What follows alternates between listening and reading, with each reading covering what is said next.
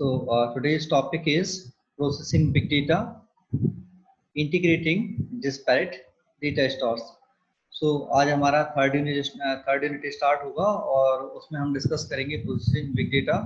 हमने इस third unit का फंडामेंटल कल डिस्कस किया था। थर्ड यूनिट का फंडामेंटल हमने डिस्कस किया था। अभी हम डिस्कस करेंगे first topic processing big data, integrating disparate data store. तो ये हमारा ये टॉपिक है processing big data. First topic है integrating disparate data stores. Second unit में हमने पढ़ा था बिग डेटा की tools, introduction of big data, 4 B's 5 B's of big data. First unit हमने स्टैटिस्टिक्स डिस्कस किया था। Now will discuss how to process big data and how to integrate the data for processing. So before understanding integration process, we will have to understand what is big data processing actually. So big data processing is a set of techniques or programming models to access large scale data to extract useful information for supporting and providing decisions. So data integration data processing is nothing. There is a process of data mining. As we discussed in the previous classes, the data mining steps where we collect the data, transform the data, apply the data mining approaches, and finally we got the knowledge. So data processing or big data processing are the same process. So here in the diagram, we are saying that identify business problem. So first of all, we have to understand what is the issue, what kind of knowledge we have to gain. So on the basis of our knowledge type, we will decide that what kind of data we have to fetch from data warehouse or what kind of data we have to integrate. If we have to know something about academic scenario of today's life, so we'll have to integrate the data of different colleges or we have to integrate the data of different universities to know the academic scenario of today. So first of all, we identify the business problem, then identify data sources from where we can get the data. As we take example, if we have to know about the academic scenario of today's life, so we'll have to collect the data from different technical institutes or non-technical institutes. So identify the data sources. In our example, the colleges will be the data source. Select the data. First we decide that what would be the source of data. Then by deciding that, we collect the data from different sources. Then we discuss in the last class data cleaning. Before processing data, we will have to clean data because we have to transform that data. We have to transform that data in our required form for the algorithm. Okay, then we transform the data. Transform the data, it means cleaning, it means remove the noise, remove the unusual data, smooth the data, fill the missing values. This will be the clean the data. Transform the data, it means we will have to convert the data into required format. And in step analyze the data, we apply appropriate algorithm on the data to retrieve appropriate result. As we study that we have 4 kind of algorithms: association, classification, regression, and clustering. As per the need, we apply appropriate algorithm on the data and fetch the result and visualize that result. So that overall procedure will explain what is the big data processing. In simple word, मैं आपको समझा दूं, data processing कुछ नहीं है। Data processing वो mechanism है जिसके थ्रू हम डेटा को एनालाइज करते हैं, वो स्टेप डेटा माइनिंग के स्टेप जिसके थ्रू हम नॉलेज को डिस्कवर करते हैं। तो यहाँ पर सबसे पहले हम आइडेंटिफाई करेंगे हमारी इशू क्या है, किस टाइप का हम नॉलेज गेन करना चाहते हैं। देन हम डेटा सोर्सेज को आइडेंटिफाई करेंगे। डेटा सोर्सेज आइडेंटिफाई करने के बाद हम वहां से डेटा को कलेक्ट करेंगे। डेटा कलेक्ट होने के बाद जब डेटा को हमने एक जगह पर रख लिया, इंटीग्रेट कर लिया, तो इंटीग्रेट करने के बाद डेटा में हमने बात किया था नॉइसी डेटा होता है, अनयूजुअल डेटा होता है, डेड डेटा होता है। सो डेटा में कुछ मिसिंग वैल्यूज होती हैं, तो उनको हमको स्मूथ करना पड़ता है, अनयूजुअल डेटा को क्लीन करना पड़ता है। तो बहुत सारे अप्रोचेस उस पर अप्लाई करते हैं और डेटा क्लीनिंग करके डेटा को ट्रांसफॉर्म करते हैं रिक्वायर्ड फॉर्मेट में। एल्गोरिथम जिस फॉर्मेट में डेटा को चाहती है उस फॉर्मेट में डेटा को कन्वर्ट करते हैं और फिर उस पर एल्गोरिथम अप्लाई करते हैं डेटा को एनालाइज करने के लिए। डेटा को क्लासिफाई करना है, क्लस्टराइज करना है, कोई फ्रीक्वेंट पैटर्न्स फाइंड आउट करना है, कोई एसोसिएशन रूल्स निकालना है या रिग्रेशन एनालिसिस करना है, उसके बीच उसके अकॉर्डिंग हम हमारा एल्गोरिथम अप्लाई करते हैं और फाइनली रिजल्ट्स आए उन रिजल्ट्स को हम यहाँ पर रिप्रेजेंट करते हैं डिफरेंट डायग्राम्स के फॉर्म में। सो ये है data processing. But data processing के अंदर हमने एक डिस्कस किया clean data, select the data, transform the data. तो ये जो 3 स्टेप हैं, ये 3 स्टेप बहुत मायने रखते हैं किसी डेटा प्रोसेसिंग में, क्योंकि ये जो प्रोसेस है ये डेटा प्री प्रोसेसिंग है। और जब डेटा को इंटीग्रेट किया जाता है और हम बोलते हैं डिस्पैरेट डेटा स्टोर्स, मतलब हमने जब बात किया एकेडमिक डेटा को कलेक्ट करने का, हमने एग्जांपल में डिस्कस किया will collect the data from different technical institutes. अब डिफरेंट टेक्निकल इंस्टीट्यूट्स मतलब डिस्पैरेट डेटा स्टोर्स हैं और वहां से डेटा को हमको इंटीग्रेट करना है। तो इस मैकेनिज्म हम बात करेंगे। So integrating disparate data stores means as we are seeing in the diagram, as we can see in the diagram, here different data sources are present and we are fetching the data from that and creating a virtual database. हम different sources से data collect करते हैं और एक data warehouse बनाते हैं, एक database बनाते हैं। और वर्चुअल डेटाबेस क्यों बोला? क्योंकि हम डेटाबेस में डेटा को क्लीन करने के बाद स्टोर करेंगे, डेटा को ट्रांसफॉर्म करने के बाद हम वहां पर स्टोर करेंगे। अभी हम एक टेम्परेरी स्टोरेज में डेटा को कलेक्ट करते हैं और एक जगह पर पुट कर लेते हैं और वो डेटा जो है हम उसको इंटीग्रेट करते हैं, क्लीन करते हैं, ट्रांसफॉर्म करते हैं और फिर हम फाइनली हमारे ओरिजिनल डेटाबेस में उसको पुट करते हैं। तब तक हमारा जो डेटा है वो वर्चुअल डेटाबेस में रहता है। सो ये बेसिक प्रोसेसिंग थ्योरेटिकली क्या बोलती है? As data integration combines data from different inputs, it enables the users to derive more values from their data. Yes, we discussed that. We collect data from different sources to know more something about that data, to fetch more knowledge from that data. This is central to big data work. Specifically, it provides a unified view across data sources and enable the analysis of combined data sets to unlock insights that were previously unavailable or not as economically feasible to obtain. तो हम ये data collection क्यों कर रहे हैं? क्योंकि हमको वहां से एक नई नॉलेज फैच करना है और हमको कुछ ऐसी नॉलेज को फैच करना है जो कि अभी तक हम फैच नहीं कर पा रहे थे। यदि मुझे पूरे भोपाल के टेक्निकल एजुकेशन का सिनेरियो समझना है तो मुझे वहाँ के सारे कॉलेजेस के डेटा को एक जगह पर कलेक्ट करना पड़ेगा और फिर मैं उसमें से नॉलेज फैच करूंगा कि यहाँ की टेक्निकल एजुकेशन का सिनेरियो क्या है, यहाँ के लोगों का प्लेसमेंट स्टेटस क्या है, यहाँ के बच्चों का इंटरेस्ट एरिया किस पर्टिकुलर ब्रांच में है। तो ये सब कुछ मैं समझ पाऊंगा जब मैं डेटा को कंबाइन करूंगा। ये चीजें हाइड है जब तक कि ये अलग अलग है, लेकिन हम सब इनको कंबाइन कर देते हैं सारे डेटाबेसेस को। हम वहां से एक्चुअल डेटा निकाल सकते हैं कि भोपाल के या एमपी के ज्यादातर जो बच्चे हैं वो इस पर्टिकुलर फील्ड में जाना पसंद करते हैं, उनका इंटरेस्ट एरिया ये है। Data integration usually implemented in a data warehouse, cloud और hybrid environment where massive amounts of internal and perhaps internal data resides. तो आप ये जो डेटा कलेक्शन है ये अलग अलग तरीके से कर सकते हो। आप डेटा वेयरहाउस बना सकते हो, आप क्लाउड में डेटा को पुट कर सकते हो, cloud it means data centres में डेटा को पुट कर सकते हो, और आप चाहो तो एक हाइब्रिड एनवायरनमेंट क्रिएट कर सकते हो। आप अपना एक डेटा वेयरहाउस भी बना कर रखा है, आपने कुछ डेटा क्लाउड पर पुट कर रखा है डेटा सेंटर्स में, तो इन एक मैसिव एनवायरनमेंट भी आप तैयार कर सकते हो कि कुछ डेटा मेरे पास है, कुछ डेटा मेरे क्लाउड पे है, और इन दोनों को इंटीग्रेट करके मैं कुछ डिसीजन मेकिंग करता हूँ। Then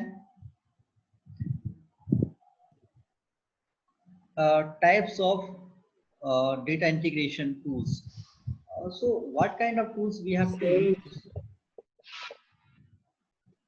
What kind of tools we should have to use to collect the data? हमको ऐसे कौन से tools यूज करना चाहिए, हमारे पास ऐसे कौन से tools होंगे जिनके थ्रू हम जो disparate data sources हैं उनके डेटा को हम कलेक्ट कर सकते हैं।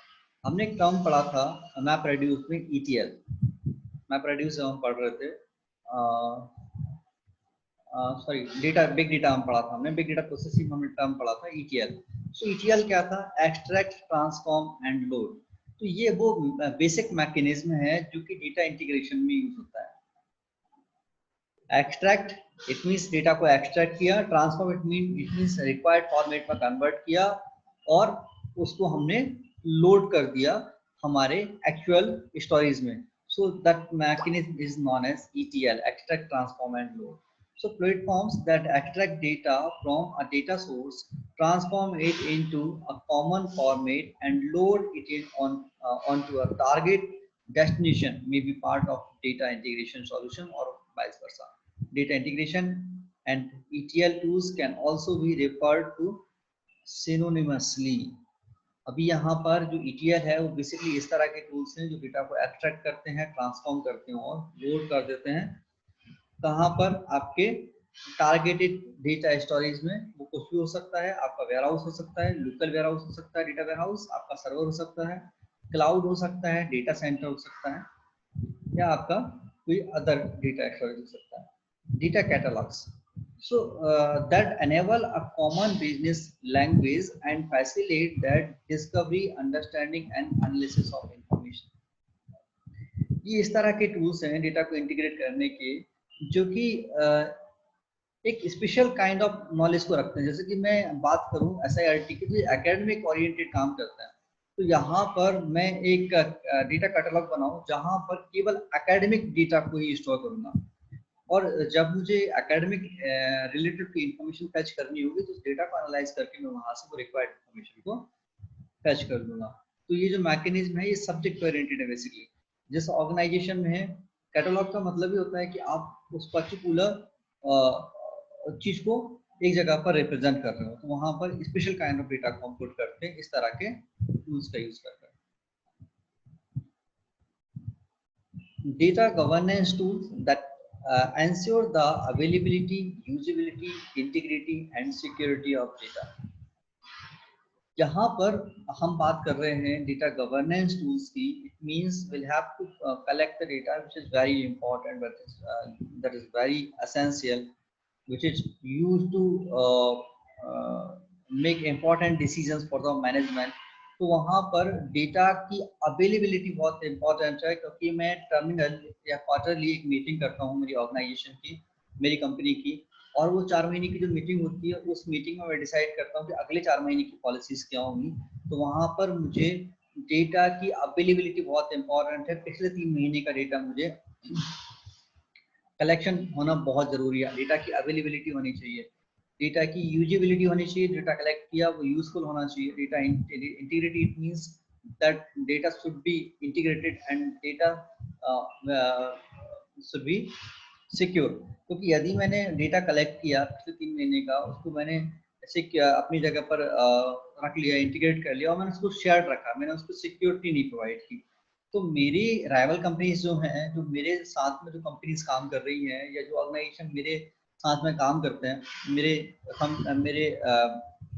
लेवल में काम करते हैं, मेरे जैसे बहुत सारी कंपनीज में जो लोग हैं जो कंपनी चलाते हैं मेरे जैसे, वो क्या करेंगे, उस डेटा के बेस पर पहले डिसीजन ले लेंगे। तो मैं जो अगले 4 महीने की पॉलिसी डिसाइड करने वाला हूँ, पॉलिसीज मेरी बेकार हो जाएंगी, फेल हो जाएंगी, तो मुझसे बेटर पॉलिसीज बना लेंगे।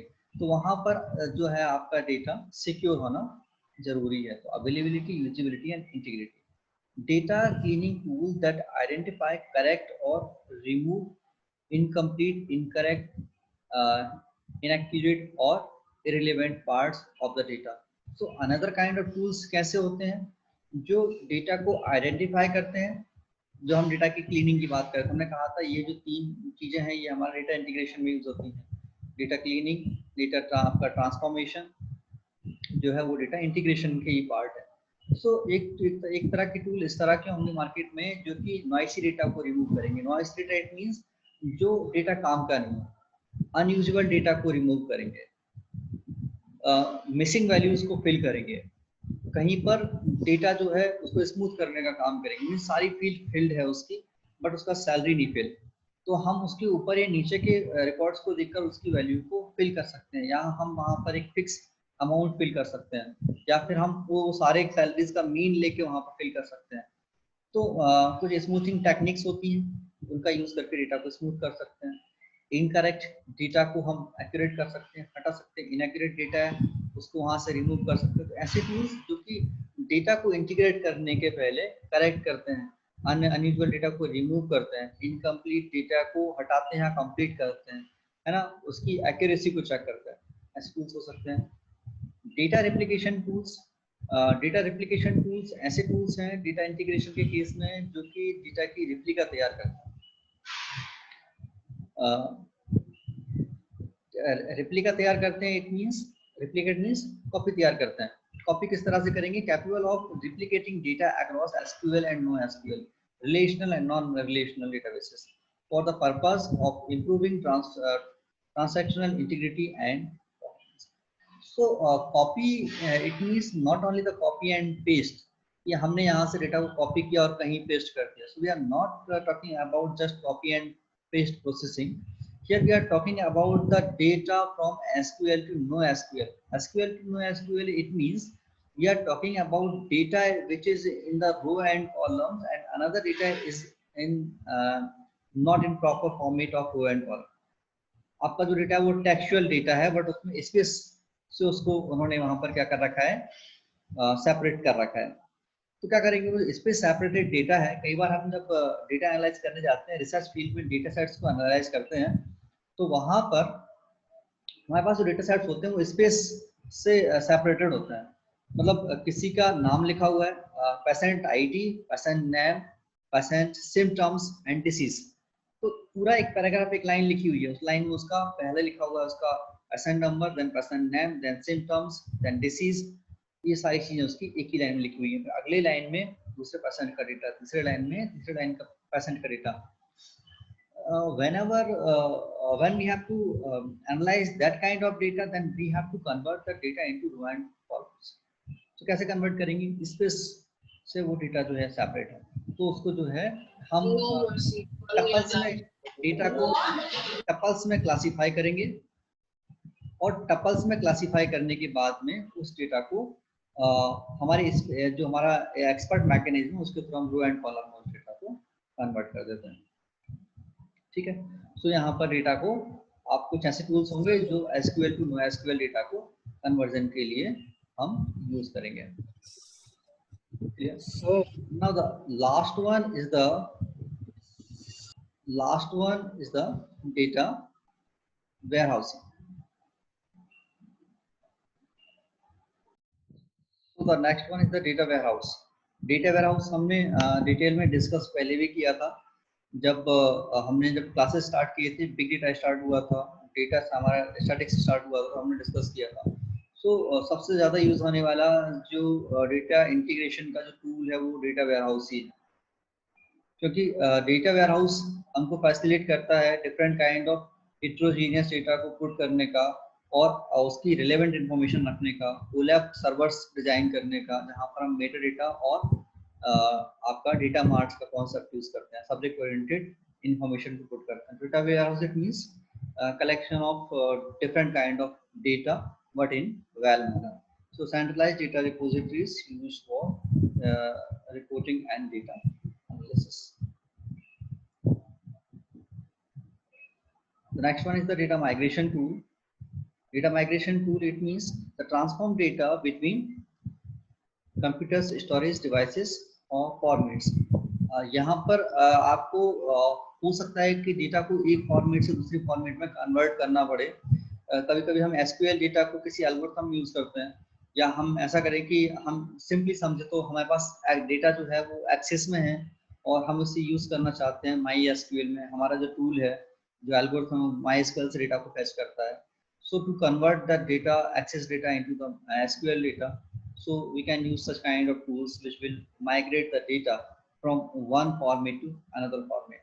Master data management tools that enables common data definitions and unified data management. ऐसे टूल्स जो कि डेटा को मैनेज करने के लिए यूज होते हैं। डेटा को खाली मैनेज कर रहे हैं, वो इंटीग्रेट क्लीन की बात नहीं करते, वो डेटा को केवल मैनेज कर रहे हैं, मॉनिटरिंग कर रहे हैं। मेटाडेटा मैनेजमेंट टूल्स, मेटाडेटा हमने बात किया था, सब्जेक्ट ओरिएंटेड डिस्कशन किया था, याद करिए। हमने जब डेटा वेयरहाउस डिस्कस किया था, तो हमने वहाँ पर क्या बिग डेटा डिस्कस किया था, तो हमने वहाँ पर बात किया था मेटा डेटा का। So that enable the establishment of policies and processes that ensure information can be accessed, analyzed, integrated, linked, maintained and shared across the organization. तो ये जो मेटाडेटा मैनेजमेंट टूल्स होते हैं, ये जो टूल हैं, ये basically data about data content करते हैं कि जो डेटा हमारा कंटेंट है, इंटीग्रेटेड डेटा जो हमारा है, वो कहाँ पर किस प्रोसेस में किस तरह से एनालाइज किया जाएगा और ये डेटा किस डेटा से लिंक है और ये डेटा कहाँ पर यूज होने वाला है, ये सारी information metadata management tools content करेंगे। डेटा कनेक्टर्स ये लिंकेज बनाने का काम करेंगे डिफरेंट डेटा में, दैट इंपोर्ट और एक्सपोर्ट डेटा और convert them to another format. So यहाँ पर लिंकेज बनाने का इट मीन्स मेरा जो डेटा है वो माई एसक्यूएल में है और मेरे पास एक बैकअप पड़ा हुआ है और एक एग्जिस्टिंग मेरे पास एक डेटा है, तो मैं प्रीवियस डेटा को वहां पर कैसे इंटीग्रेट करूंगा, या अनदर डेटा सोर्स में मेरे पास किसी फॉर्मेट में, एक्सेल में, एक्सेस में, या मेरे पास किसी अदर डेटा फॉर्मेट में डेटा है, तो उसको मैं कैसे कनेक्ट करूंगा मेरे एग्जिस्टिंग डेटाबेस से, डेटा वेयरहाउस से। वो इस तरह के टूल इस चीज को मैनेज करेंगे। Data profiling tool for understanding data and it's potential uses. Data जो इंटीग्रेटेड है, इस तरह के जो टूल हैं, वो जो डेटा इंटीग्रेट है उसकी प्रोफाइलिंग करता है कि किस तरह का डेटा कहाँ पर यूज हो सकता है, ये डेटा किस काम का है। अदरवाइज डेटा तो इतना यूज है कि हम वहां से डेटा रिक्वायर्ड डेटा को फैच कर ही नहीं सकते। सो जो अप्रोप्रिएट डेटा हमारा है उसको कैसे फैच करेंगे, वो डेटा कौन सा है जिस पर हमको एल्गोरिथम अप्लाई करना है, जिस पर हमको हमारा अप्रोच अप्लाई करना है। तो इस तरह के टूल क्या करते हैं, ये टूल डेटा की प्रोफाइलिंग करते हैं कि किस तरह का डेटा कहाँ पर यूज हो सकता है। एग्जांपल्स क्या है, ये डेटा कहाँ पर यूज होता है, कहाँ पर डेटा इंटीग्रेट होता है। डिस्पैरेट डेटा स्टोर्स की हम बात कर रहे थे, एक्चुअली ये मैकेनिज्म कहाँ पर यूज होती है। सो तो यहाँ पर मेरे पास कुछ एग्जांपल्स हैं। पहला एग्जांपल्स है, companies combine data from sales, marketing, finance, fulfillment, customer support and technical support, or some combinations of those elements to understand customer journeys। ये चीज हम बार बार डिस्कस करते हैं। जो कंपनीज हैं वो मार्केट का डेटा कलेक्ट करती हैं, सेल्स डेटा कनेक्ट करती हैं, फाइनेंस का डेटा कलेक्ट करती हैं और उसके बेस पर डिसीजन मेकिंग करती हैं। और अगले जो दो एग्जांपल हैं ये हम रेयर डिस्कस करते हैं।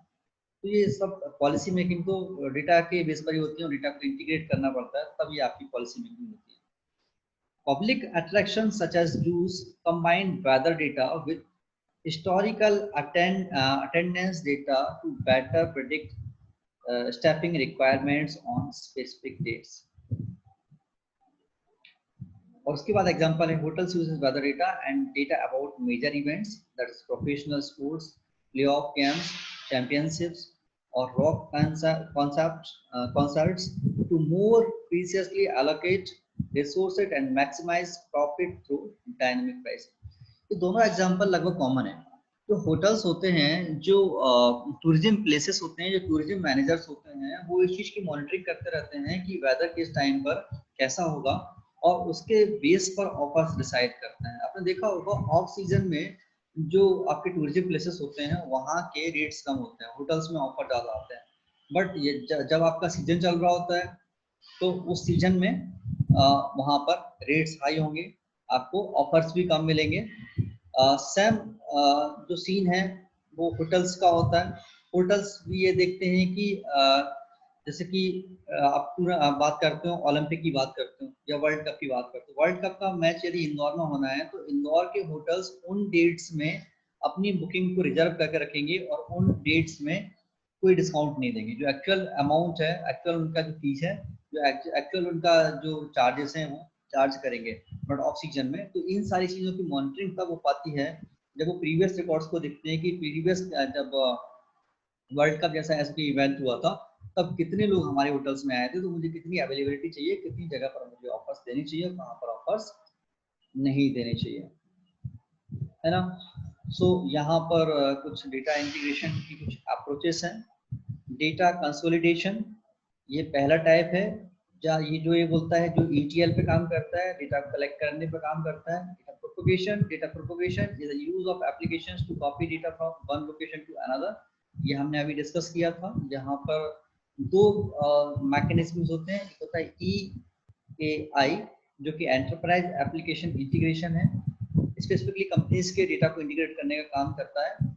एंड दूसरा है EDR, enterprise data replication. It means वो डेटा की रिप्लिका तैयार करने का काम करता है, जो हमने अभी डिस्कस किया था। थर्ड जो टाइप है वो डेटा वर्चुअलाइजेशन है। ये इस तरह के मैकेनिज्म होंगे जो डेटा को एक्चुअली कलेक्ट करने की जगह पर वर्चुअली कलेक्ट करेंगे। अभी आप देखते हो कि हमारे पास जो रैम अवेलेबल होती है, वो रैम पहले 2 GB 4 GB 16 GB तक जाती थी।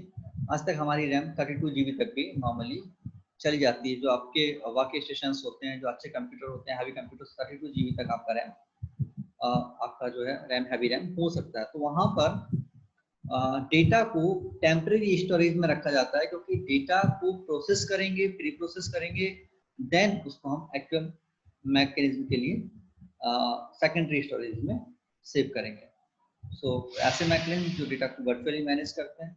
और डेटा वेयरहाउस को हमने डिटेल में डिस्कस किया, हम डिटेल में उसको डिस्कस कर चुके हैं। Data warehouse are storage repositories for data. However, when the term data warehousing is used, it implies the cleansing, reformatting, and storage of data, which is basically data integration. So this is all about data integration. ये सारा जो material हमने discuss किया, जो topic हमने discuss किए, ये सारे के सारे डेटा इंटीग्रेशन अप्रोच को कवर कर लेते हैं, इसके सारे डायमेंशंस को कवर कर लेते हैं। सो अब हमारा क्वेश्चन आंसरिंग सेशन स्टार्ट करते हैं। हमारे पास सफिशिएंट टाइम है, यदि किसी को डाउट है तो वो क्वेश्चन